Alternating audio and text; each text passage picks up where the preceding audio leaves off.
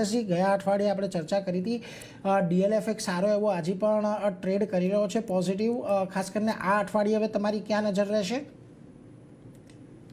તો મારી નજર છે આઈસીઆઈસીઆઈ બેંક પર. જેમ કે મેં જણાવ્યું, બેન્કિંગ એઝ અ સેક્ટર થોડું સારું લાગી રહ્યું છે અને આઈસીઆઈસીઆઈ બેંકનું ચાર્ટ સ્ટ્રક્ચર જોશો તો સ્ટોક એક સ્વિંગ હાઈ બનાવ્યો તો 1480નો, અને એના પછી સતત સ્ટોક એક કરેક્શન મોડમાં ચાલી રહ્યો છે છેલ્લા બે થી 3 અઠવાડિયાથી.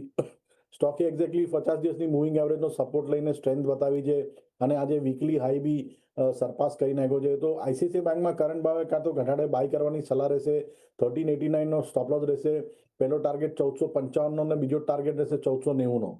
અને બીજો જે સ્ટોક છે એ છે મન્નાપુરમ ફાઇનાન્સ. જેમ કે આ પ્રેશિયસ મેટલ્સમાં આપણે સારી એવી રેલી જોઈ રહ્યા છે અને મન્નાપુરમ ફાઇનાન્સને ગોલ્ડ પ્રાઇસીસ જો ઉપર જાય તો બેનિફિટ થાય છે. તો મન્નાપુરમ ફાઇનાન્સનું ચાર્ટ સ્ટ્રક્ચર ઘણું પોઝિટિવ છે. આ સ્ટોકમાં બી એક સારો બેઝ બની ગયો છે અને સ્ટોક એક સ્ટ્રોંગ અપટ્રેન્ડમાં ચાલી રહ્યો છે. 10-20 ડેનું મૂવિંગ એવરેજનું ક્રોસઓવર બી થયું છે. સો મન્નાપુરમ ફાઇનાન્સમાં બી બાય કરવાની સલાહ રહેશે. 351નો સ્ટોપ લોસ રાખવાનો રહેશે. 381 અને 395ના ટાર્ગેટ રહેશે.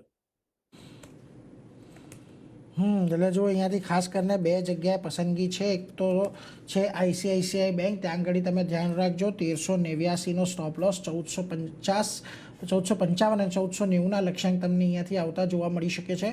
અને બીજું છે મન્નાપુરમ ફાઇનાન્સ, 341નો સ્ટોપ લોસ, 381 અને 395 આ બે લક્ષ્યાંક આપણને આવતા દેખાઈ શકે છે. એટલે ખાસ કરીને તમારે ધ્યાન રાખવાનું છે આ બંને પર કે જ્યાં આપણને એક સારી તેજીની અપેક્ષા બનતી